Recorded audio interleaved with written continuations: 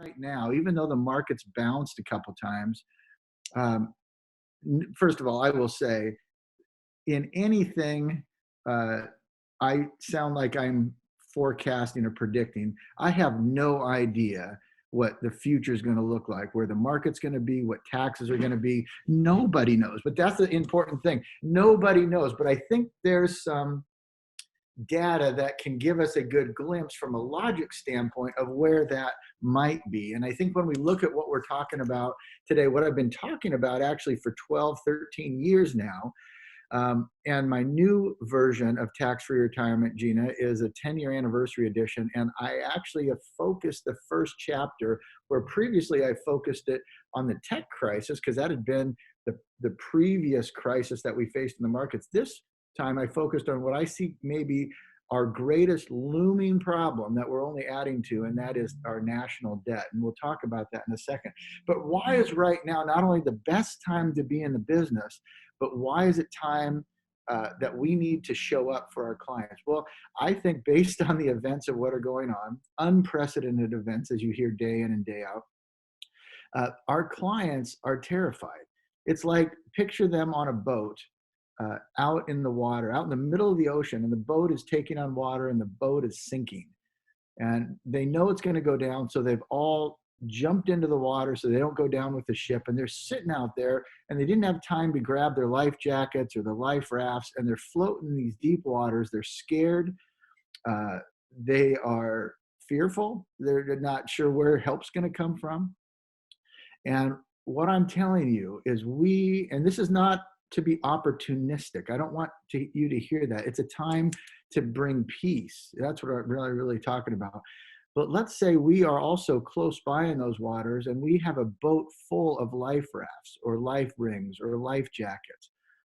Folks, it's our job right now to show up in the waters, these deep waters that they're living in, and give them the rescuing device that we have. But here's the thing.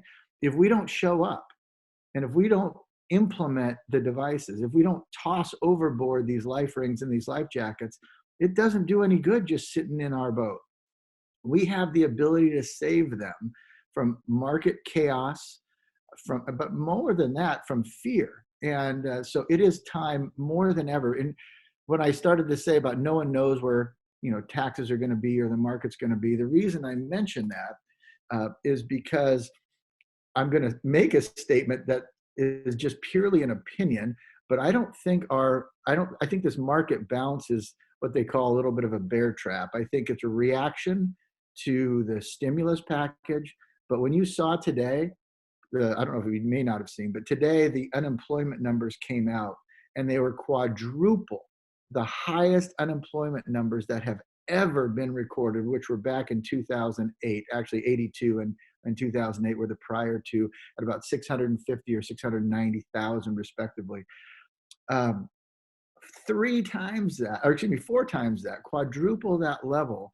I think there's going to be a tail on this that the market has not yet really figured out. So I just want to say, as we go through this, what I want to do today is I want to give you some data that you can start having these conversations with the individuals in your sphere of influence, your family, your clients, your current clients, your new prospects, to help show them while there's a problem out there, you have an answer that can help. And by the way, it's not the only answer. It's a piece of their puzzle, but it should be a piece of their puzzle, as you'll see as we go through.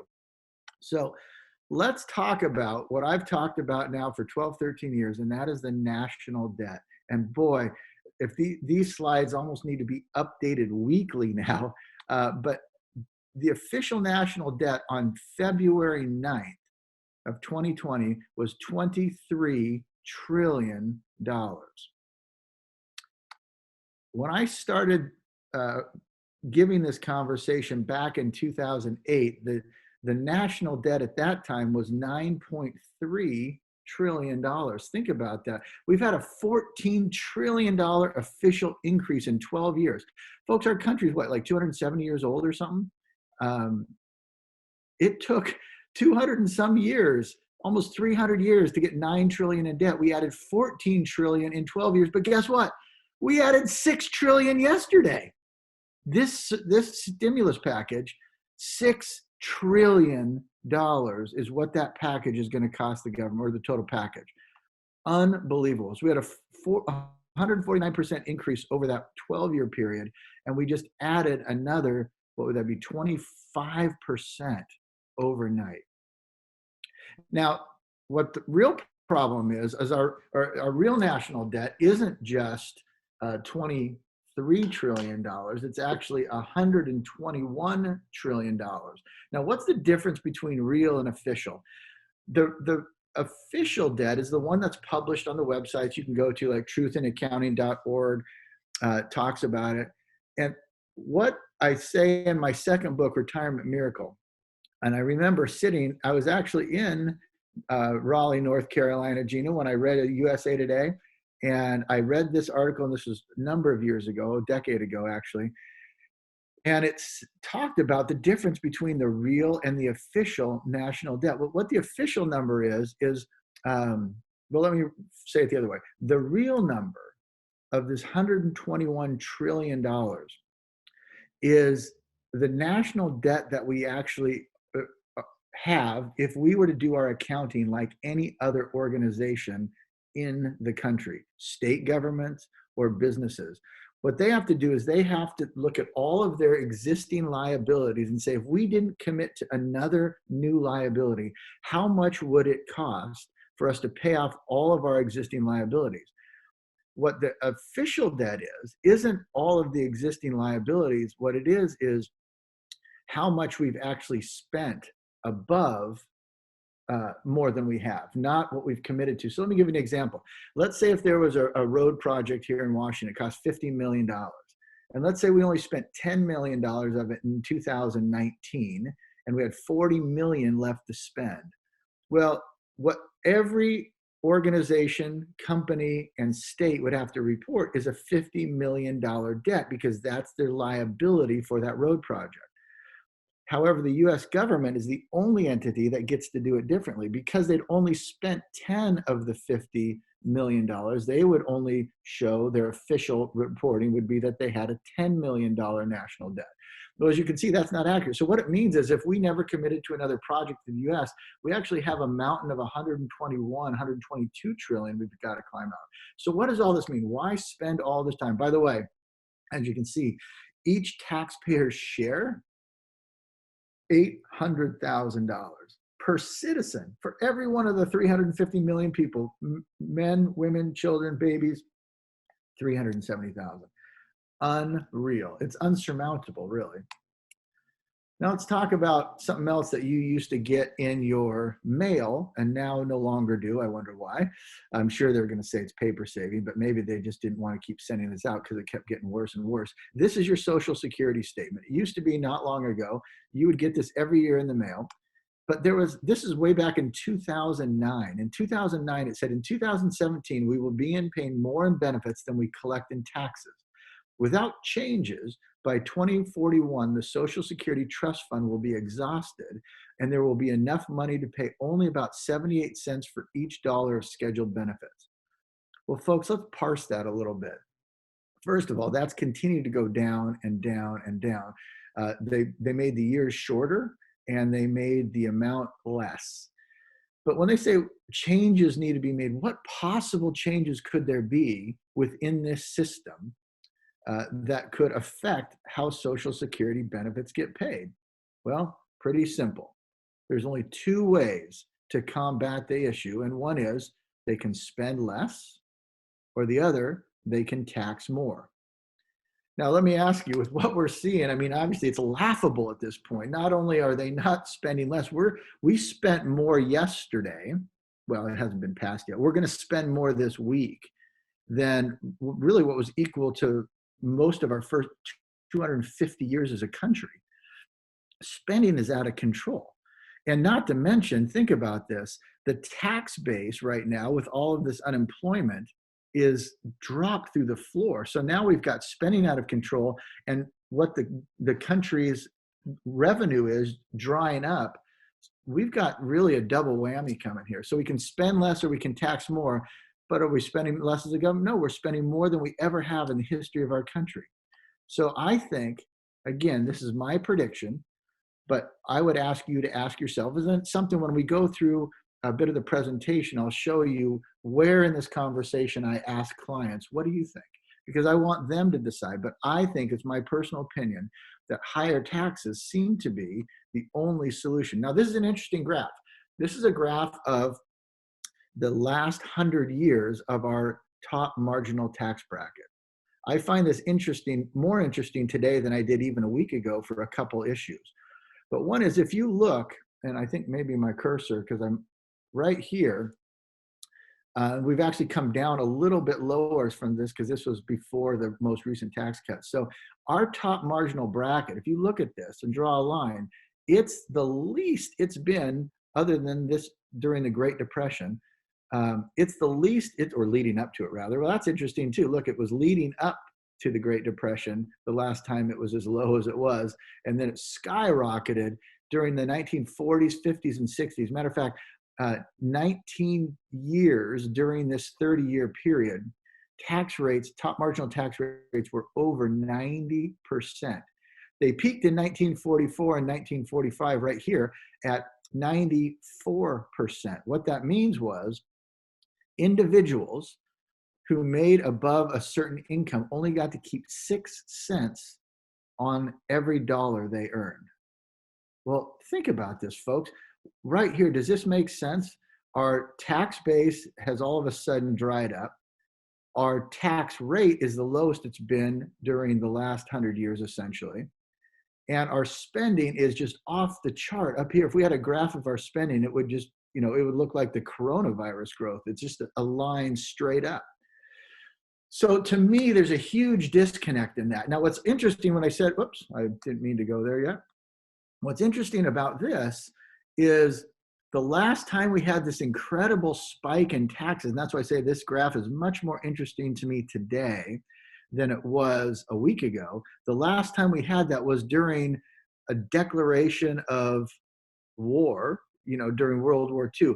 This is the first time since World War II that we have enacted the War Act asking companies to make stuff for the war against the coronavirus. So I think there's a lot of similarities. So, we don't know what's going to happen, but man, more than ever, do I think we are in a position to help protect our clients, at least as the laws are written right now, to help protect our clients against the effect of tax rates that could do that right there.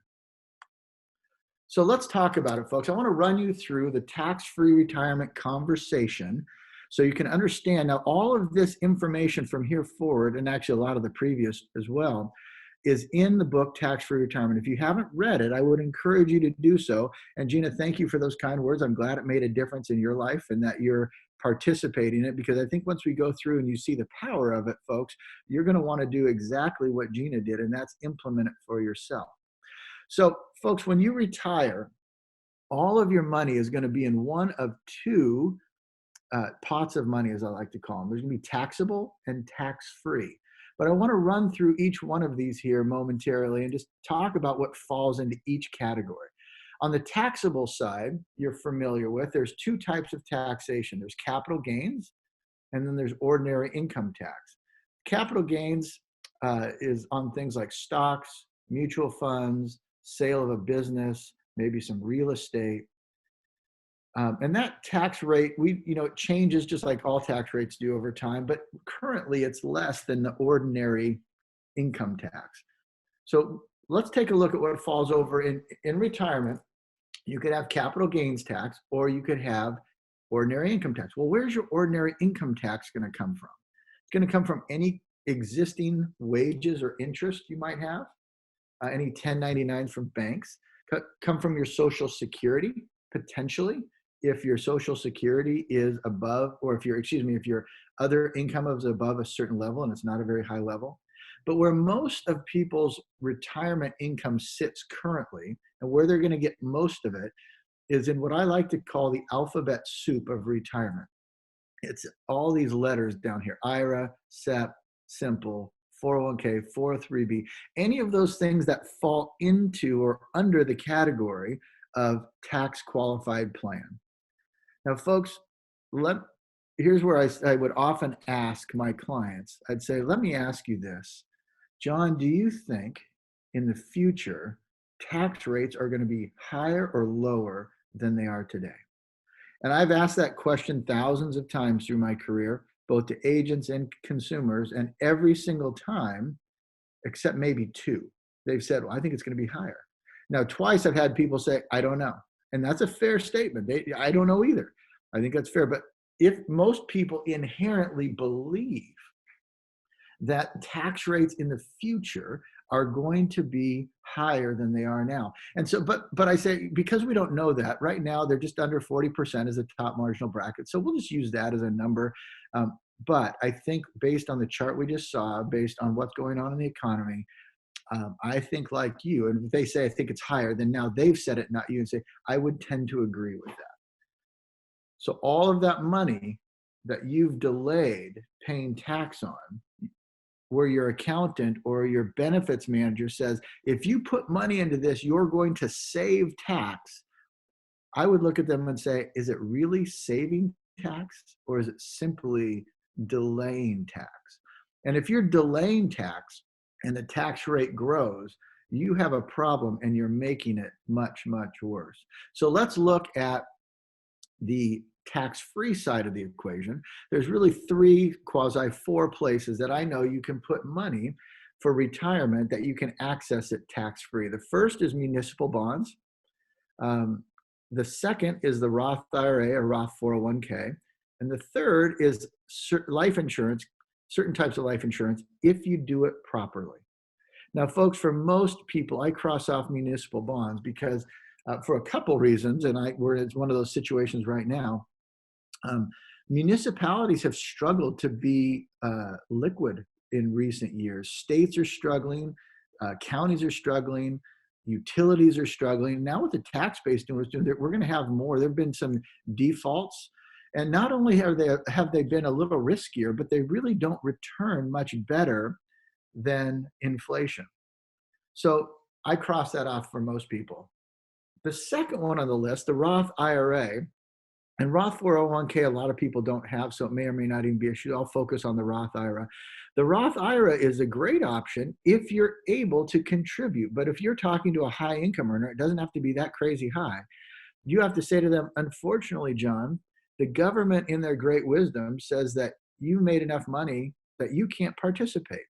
So John, the only place really that you're able viably to put money away for the future that you can access tax-free in the future is life insurance if you do it properly. Let's take a look at what that looks like. Now, in my book, folks, I talk about this investment order, that there's a list that I believe is the smartest way in which to invest money. And that would be this. And you have to agree on your own and see if it makes sense. But the first one would be free money, which isn't really an investment at all. We'll get back to that. But the other order after free money would be tax-free money. Would you agree that a tax-free return on your money would be better than just tax-deferred?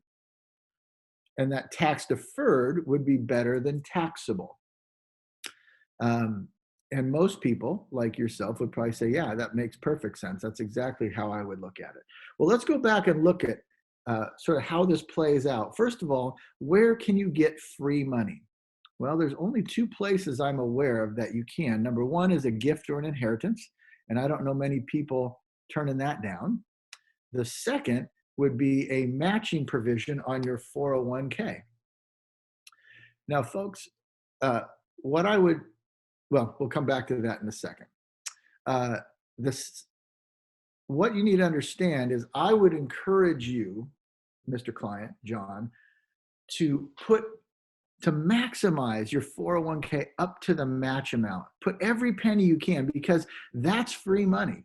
Now, folks, as an aside, I don't know necessarily if they have a 401k. I don't know if they're participating in a 401k, but I want them to hear me say this. I want them to hear me say, I want you to max that out all the way up to the match for a couple of reasons. One is it shows it's better.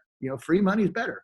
And also, I'm not being greedy. I'm not looking for all their money. This is just an option for part of their money. A good chunk of it, mind you. But John, what you need to understand is the minute that you contribute even $1 above that matching amount, you go from number one, free money, and you skip over number two and you go to tax deferred money. Well, if we just talked about and agreed that number two, tax free is better than tax deferred, why would you want to skip over that? So let's take a look in a little bit more detail at how these two strategies work. Now, we're not talking product here, we're talking strategy. The tax deferred strategy versus the tax free strategy. Tax deferred could be any kind of tax qualified plan. Tax free could be the Roth IRA, or it could be life insurance. So John, over here, the money that you put into your tax deferred account, and I usually ask it as a question, have you paid tax on, do you pay tax on those dollars before it goes in? And they usually no, they're pre-tax dollars. They don't get taxed. And I said, that's right. They don't get taxed on the way in, but as you can see, as they come out, all of it, both the contribution and the gain, all of it will be taxed as ordinary income at whatever tax rate is in place at that time in the future. Over here on the tax-free strategy, and I don't ask this as a question, I actually just will tell them, the money that you put into this strategy is after-tax money. You earn it in your paycheck, pay tax on it, and from there, you put it in. But because of the way this strategy is written, all of the money, if you do it properly, both your contribution and all of your growth, you're able to get all of that money out without paying any tax. And so, John, the real question for you, the real question for you that you need to ask is, would you rather pay tax on that, or would you rather pay tax on that? And folks, when you lay that before your customer, it's a real aha moment. Not only might they pay tax on a smaller amount, but potentially if tax rates are going to be higher in the future, they're not only paying tax on a smaller amount, but they're paying tax at a smaller rate on a smaller amount, potentially, by doing that now. So John, if that seems significant to you, let's take a little bit more of a look at how it works in particular with life insurance. This is just a little slide. So when you're putting money in an IRA or a 401k, are you really saving tax? No, you're simply delaying it, which actually compounds the tax problem.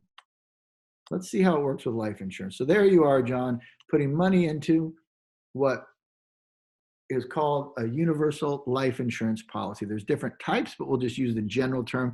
Folks, as you probably know, I am a fan of the indexed universal life. We're going to talk about one in specific here during this webinar, go through it a little bit. But John, as you can see, the money that you put into this life insurance policy, this premium, a little bit before it even hits the policy comes out as fees and expenses, just like most products have.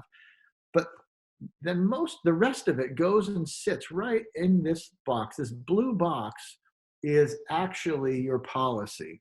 And all of the money sits inside that policy, and then periodically, the life insurance company will withdraw the amount needed from this cash value to pay for the death benefit or the mortality cost of the life insurance. But the rest of the money sits right here and grows over time. Now, John, what you'll find is there's two boxes. This blue box represents the minimum amount that my company says, or that the company I work with says, or requires you to put in to even be able to purchase this policy. But John, there's another box. It's a much bigger box. And this box is the maximum amount that the IRS allows you to put into this type of policy. And John, in my experience, anytime the IRS limits what you can put into something, it's usually because it's a really good deal. So John, all you need to decide is how much you want to put in between those two boxes.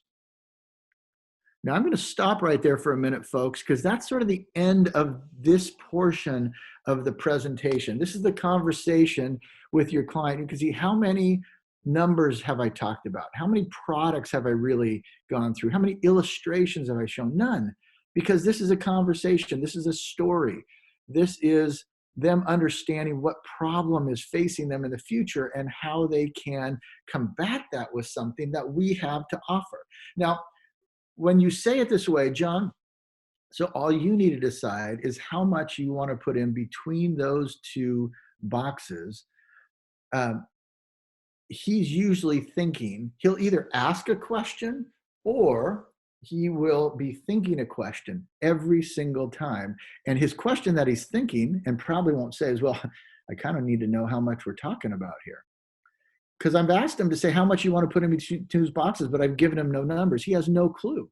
So I let him off the hook very quickly. And I say, John, with a little chuckle, well, before you could even answer that, obviously you'd need to know how much we're talking about in terms of dollar amounts, wouldn't you? And if you ask it that way, John, I guess before you could answer that, you'd probably need to know what we're talking about here, wouldn't you? You get the answer, the right answer every single time. He says, well, of course I would, because it's the only answer he could give. He's not going to say, well, no, I don't care what it is. I'll do anything. He wants to know. Say, well, John, the reason that I haven't attributed any numbers to those boxes is because those numbers are going to depend on how much life insurance you purchase. Depending on the life insurance amount, it will determine what the minimum and what the maximum allowable is. And so the first thing we need to do, John, is determine what is the right amount of life insurance for you. Now, let's assume John earns about $150,000 a year. He's a higher income earner, can't qualify for a Roth IRA.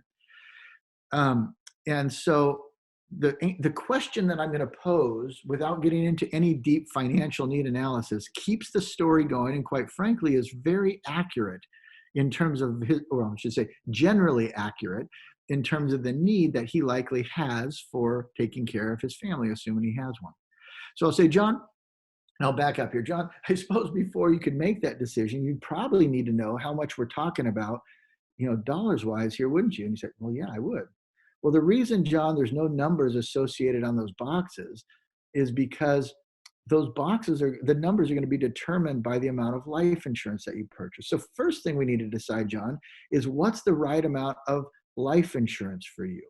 And John, in all my years, I used to do all sorts of, deep kind of calculating to figure that out, but really always came to kind of a same range. And that range was somewhere between 7 and 10 times a person's income. So John, if we were conservative and just use 7 times that figure, how much life insurance would you need? And he'll, at 150,000, do quick calculation and say, well, about $1 million. And so what you'll do is you'll go to the illustration and you will run the illustration, which is important that to keep this conversation going, you need to be able to run it on your own. That's a whole different conversation. But if you work with the team there at your shop, they can help you figure out, how do I run this in such a way to get the numbers that I want so that I can keep this conversation going. And so you're going to get 2 numbers on there. You're going to run it for the maximum amount, because here's the thing, folks. The maximum amount is what makes this work. It's what changes the client's motivation from purely a need to a want. They will figure out how to find the money if you show them what's possible. And so by running the maximum illustration, that's what gets them excited. The minimum doesn't get them excited. So you're going to, on this illustration, run it for the maximum, and you're going to see, and I'd have to do some quick calculating here if you don't mind, for $1 million for a 35-year-old male, the maximum amount is about $2,300 a month. That's what we're going to illustrate. The target premium is $833 a month. So on a piece of paper, you could draw 2 boxes and you could write 833, and then to bring my other back, 28,236 divided by 12, and 2353. And that's usually pretty true. The minimum is about 1/3 of the maximum amount, at least for a 35-year-old. So you'll write, 800 and some and about 2,400. We'll just do 824 to be simple. So now, and here's what you say, because here's what makes the magic happen. John, let's take a look at how this policy would perform if you put the most in that the IRS allowed you to put in.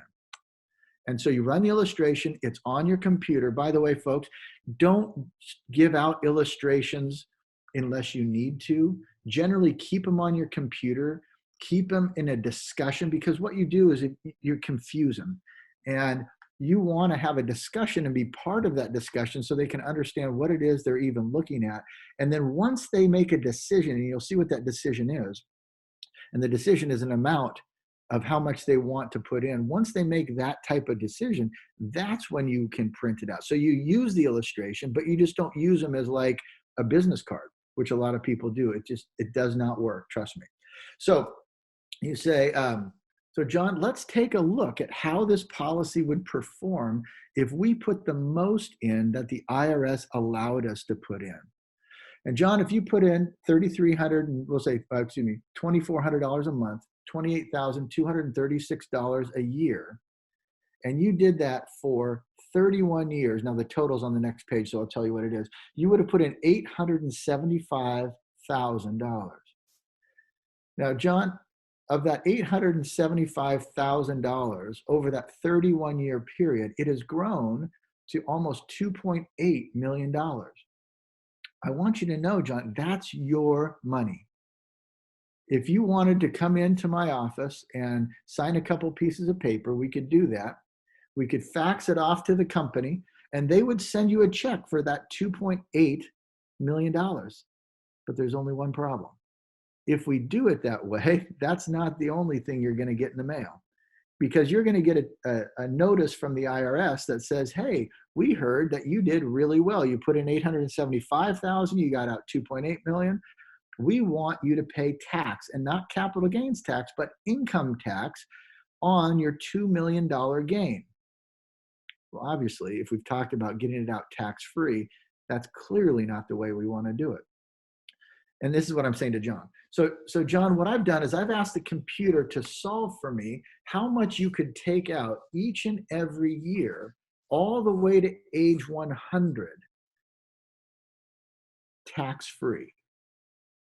So John, let's take a look. In the 32nd year, it says, and these, I've tried to run this illustration, John, fairly conservatively. I've run it under the average of over the last 20-year period, because I would rather, us be conservative in what we do. But no, here's one thing I can guarantee you about the illustration, John. It's going to be wrong.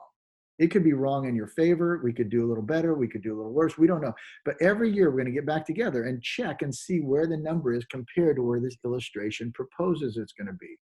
And I ran this interest rate at 6.5%, which again is a little under the average. So I'd rather be conservative here. But John, even being conservative, it says, and by the way, folks, this is using a fixed loan, not a variable or index loan. It's more conservative.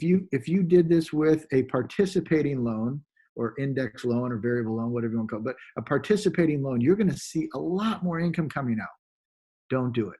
In my opinion, illustrate. Now you can use the participating loan. It may be in your great favor to use the participating loan. And we don't have the time on this call to be able to get into that. But but don't illustrate it. And the reason is because people are going to remember this number. And wouldn't it be better that you propose 200 and they end up with 300 or 250 or 350? So be conservative. So back to the thing. So John, it says, according to the computer, you could take out $200,000 a year every year all the way to age 100. But remember, you spent 31 years putting in $875,000. And look at this. And just 1, 2, 3, 4, somewhere in the midst of this 5th year right here, we have, well, actually at the end of the 5th year, we have given you back $125,000 more in 5 years than you spent putting in 31 years. And let's take a look. At the end of those 5 years, 1, 2, 3, 4, 5, John, how much money is still in your cash value? 2.6 million. Think about that. You started back at 2.7. We've given you we've given you $125,000 more tax-free than you put in over 31 years. We've done that in 5 years, and you still have as much money in there virtually as you did before you started taking it out. And this is with a conservative estimation. So, John, let's keep going and let's look now at your life expectancy. I go to age 85 for that very reason, because it tends to be a realistic life expectancy. The further out I go, the better it would look for the illustration. So let's just be conservative. John, at age 85, you would have taken money out for 19 years. In that 19-year period, you would have taken out $3.8 million in tax-free income. Now, John, let me ask you a question. Tax rates right now are about 40%. If they went up just even a little bit to 50%, and that's not even including state taxes, how much would you have to have taken out of your 401k at 50% to equal 3.8 million in tax-free income from your life insurance? And obviously you just double it, 7.6 million. Think about that. John, I'll say something, and I think I have it in the notes here later, guys, but I say it doesn't matter how much you accumulate for retirement. It matters how much you distribute. So, John, let's take a look at this. At age 85, you would have received $3.8 million. You put in $875,000, you would have received $3.8 million. And if you die at age 85, your beneficiaries still receive $2.4 million of income tax-free death benefit. And then you add those two together, because that's what you've received. This is what the clients would receive. The beneficiaries. And you say, so John, that $875,000 that you put in over 31 years turned itself into $6.2 million of tax-free benefit to both you and your beneficiaries. What do you think?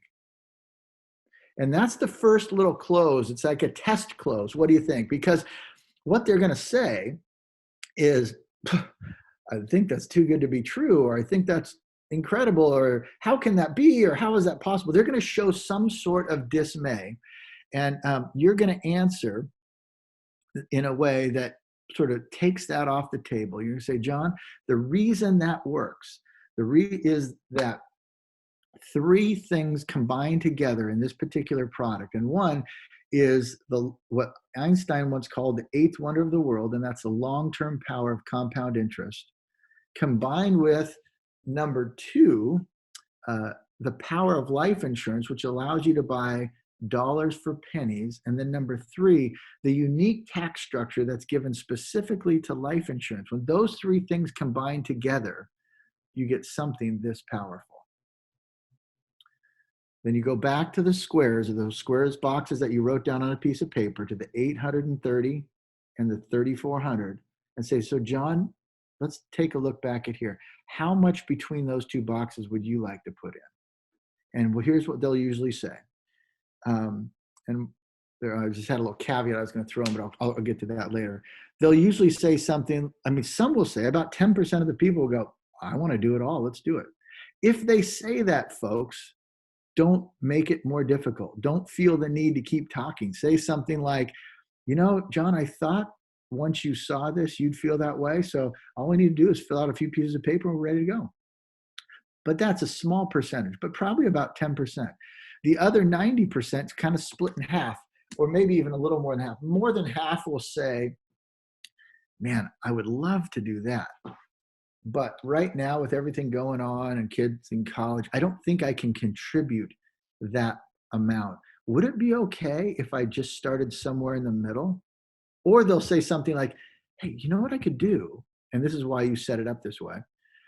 And because they make it seem like they've thought of it on their own. You know what I could do? I could take that money that I'm putting into my 401k above the match amount, and I could redirect it to here, couldn't I? He said, that's a great idea, because why would you skip over number two? And then some will say, I'd love to do that. And normally I probably could do somewhere in the middle. But right now, I think with everything going on, and when was the last time, folks, you had someone apologize for putting $800 a month into their life insurance policy? I promise you it will happen with this. They'll say, is it okay if I just start at the minimum amount? Um, and in any case, you say, or anything other than let's do it all, you say, John, absolutely. Just so you know, that's exactly what most of my clients do. They start somewhere less than the max. But here's what I want to do is uh, every year I want to get back together and I want to take a look at how this policy is performed. And I'm going to encourage you to increase this amount by uh, $50 or $100 a month every year until you work your way all the way up to the maximum. How does that sound? And people are like, it sounds great. Let's do it. And so that's the conversation. And then once they give you the number, that I'm telling you, they have then made the decision to buy. They're not going to give you a number if they aren't willing to do. So when you have someone give you a number, you know, okay, I just sold this.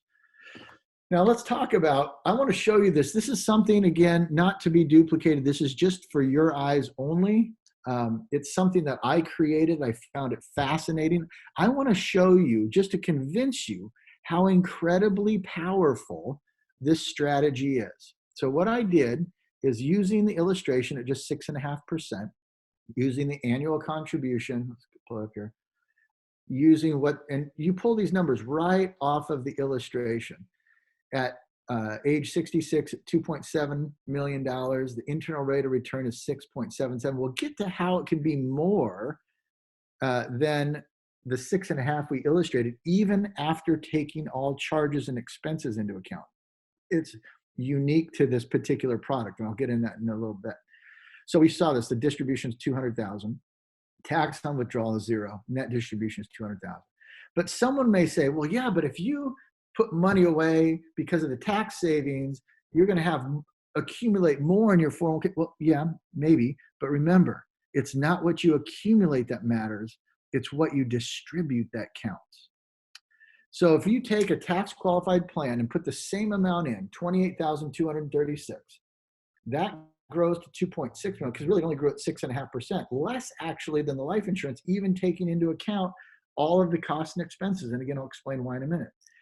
So 34 years at 6.5% distribution, you'd be able to take out $193,000. If you have a 50% federal and state, that's at where we're at today in many states. You're only taking out $96,000 a year of your 401k after tax. That's half the amount, let me cursor back up here, that's half the amount of the life insurance strategy, even at the same interest rate.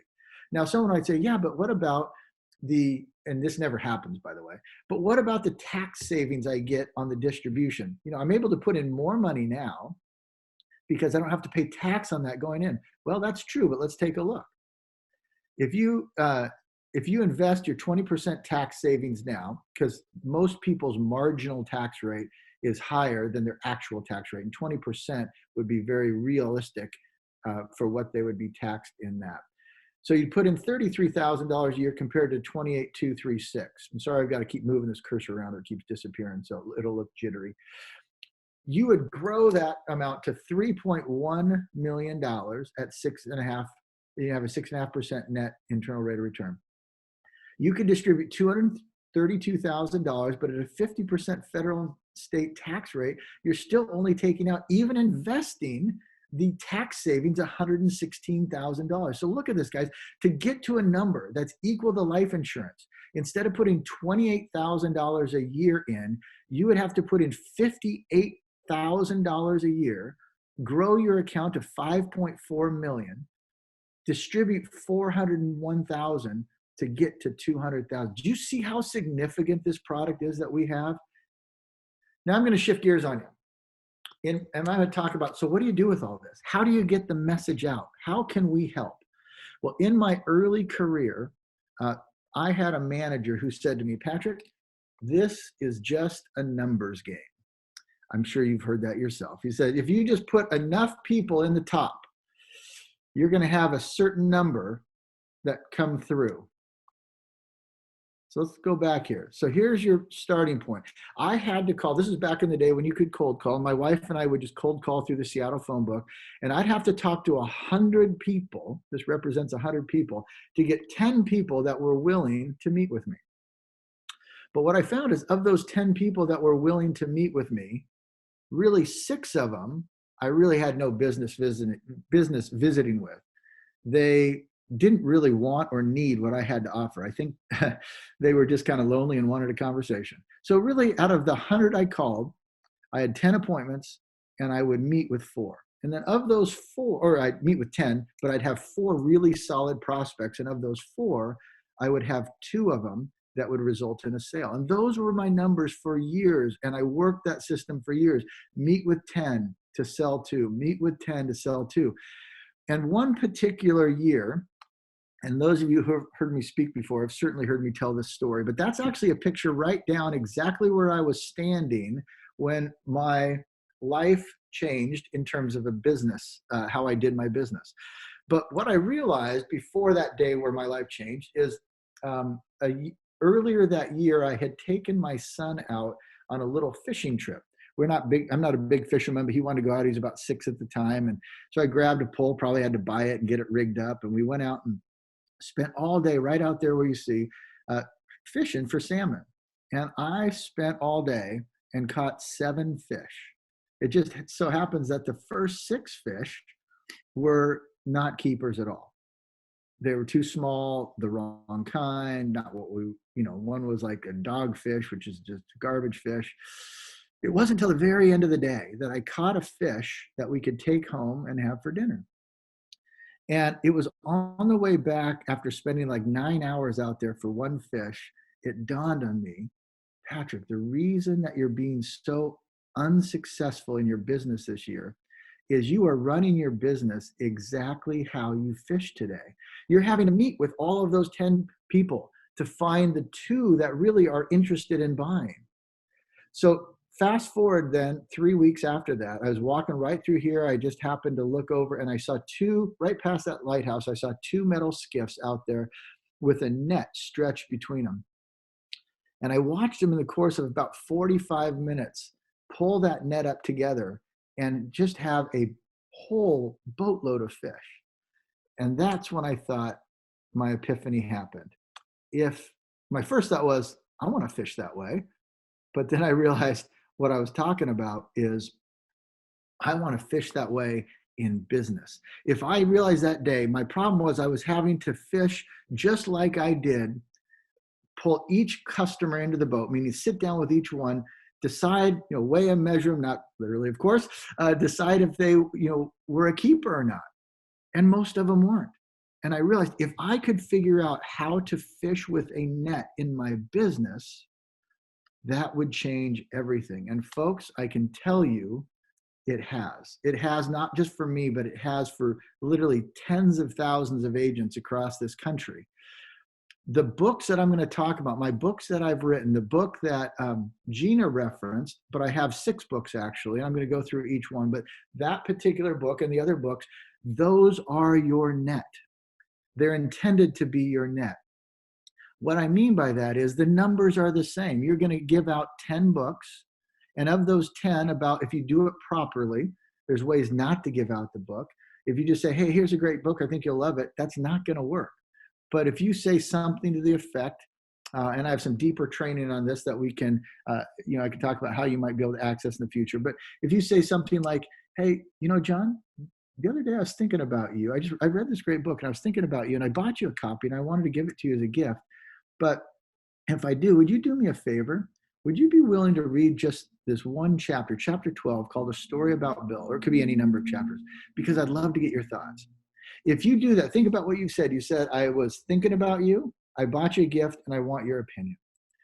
And if you do it that way and you give out 10 books, of those 10, you're going to have 4 or 5 that actually get read, just because you've only asked for a chapter. Maybe more, but that's a realistic number.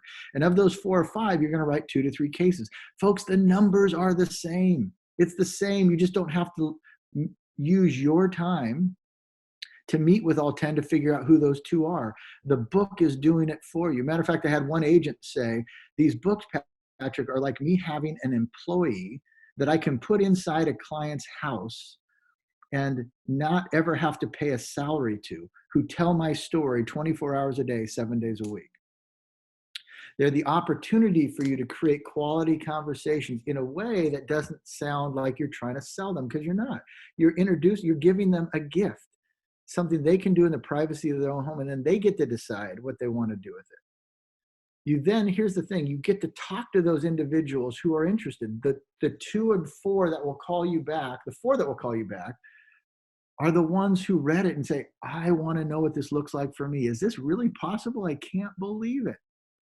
And if it's possible, I want to participate. So you're finding those 2, but you're not wasting your time. So instead of meeting with 10 people to sell 2, you're meeting with 2 people and you're selling 2. And oftentimes, if they've read the book or one of the books and come in, you're having success on the first appointment because they know why they are there.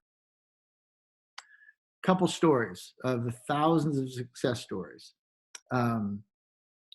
There was an individual who attended one of my workshops, a full-day workshop in Minnesota years ago. His name was John.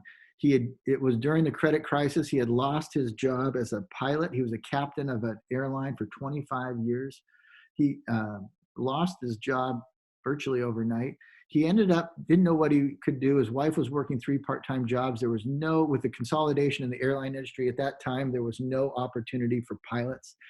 And so he was invited to join our business by a friend of his. And make a long story short, he heard me speak, but he didn't have the money to buy any books. And so a friend of his, the guy who had invited him in, gave him 3 copies. He took one of those copies and sent it to an individual that he had not seen for 15 years. I mean, honestly, John did everything wrong. He gave this book out entirely wrong, but it had an incredible effect.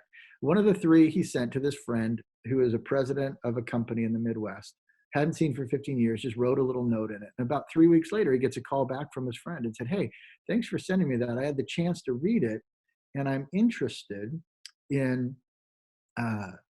what this looks like for me. And John's like, I didn't even know where to start. And so he first started with a $5 million policy, and the guy's like, that might be a little rich. And so he went to $1 million. He goes, no, it's a little too, it's like the 3 bears in the porridge. That's a little too small. So they set on a $3 million policy. Well, this guy ended up putting in $80,000 a year into his policy.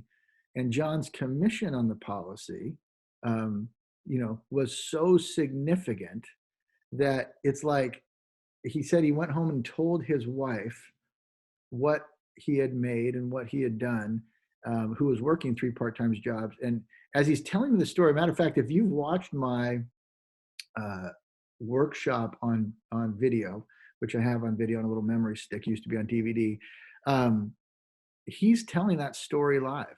And he starts crying as he's telling it. Anyway, changed his life, changed his client's life. And that's just one of the many stories. Another, Tim from Illinois, happened to see me 2 years in a row on exactly the same date with the same group. I didn't know he was coming back a second time. And he told me in the second meeting, he stood up when I asked if anyone had any success stories they want to share. And he said, Patrick, you don't know me, but I listened to you last year. I did what you said. All I've done is that I've given these books to friends. I've, let them come to me. And he said, before last year, I've never written life insurance. I mean, I've written $20,000 of term life insurance in my entire career. He was mostly an annuity producer. And he said, but last year to date, and this was confirmed, I did $720,000 of target premium. Wow. And that's not bad. The last one, Anthony from New Jersey, his strategy with the book is anytime a client would come into his office, he would point 3 or 4 chapters out, and he'd put bookmarks in them, little, sticky tabs, and say, hey, I want you to read, before we meet, I want you to read these 3 chapters. And then when you're done, go ahead and come in my office and we'll visit. So this gal, I think she was in her 30s or 40s, did that and came in and liked what she'd read, and they had a conversation and ended up buying a policy and put $20,000 a year into it. After the meeting, he gave her the book and she walked away, and he didn't know this, but she went down to the pier and just sat on a bench and read the entire book cover to cover for the next couple hours. So a couple hours later, she walks back into Anthony's office and he's like, uh-oh, maybe she changed her mind. And she said, Anthony, I just read the whole book. And uh, I actually decided instead of $20,000, I want to put in $40,000 a year. And again, because there's someone else telling your story in a way that is compelling, and they're coming to you now as the expert, but you're not having to be the one. I mean, you're going to tell them the story as well, but I'm priming the pump through these books on your behalf. So let's talk about what these books are.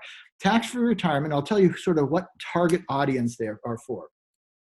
Tax-Free Retirement is the IUL book. It's for everything we've talked about today. The presentation that I gave you today is right out of that book.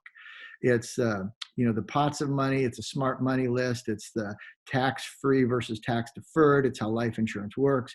It's building a retirement that you can access tax-free. And that was my first book.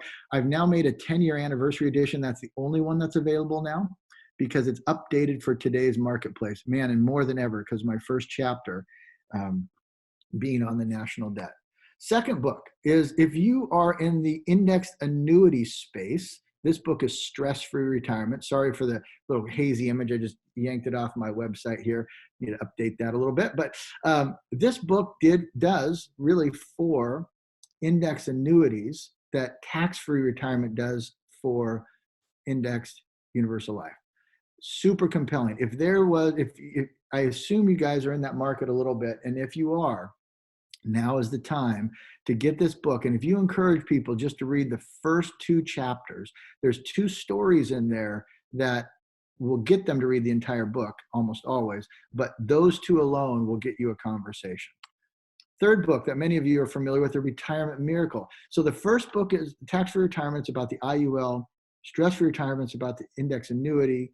The Retirement Miracle is really about the power of the indexing strategy by itself, like both life and annuity, but really mostly life, is how does this work? How is it possible that they could give you some growth in the good years, but not ever take a loss in the bad years?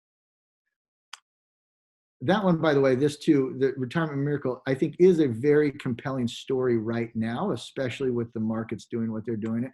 Here's an interesting one. You guys may not have seen this yet. It's new.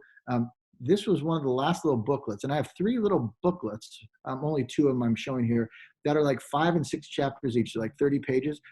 Just as compelling. Don't judge a book by its cover nor by the size of the book, because this book is my term conversion presentation in a booklet form.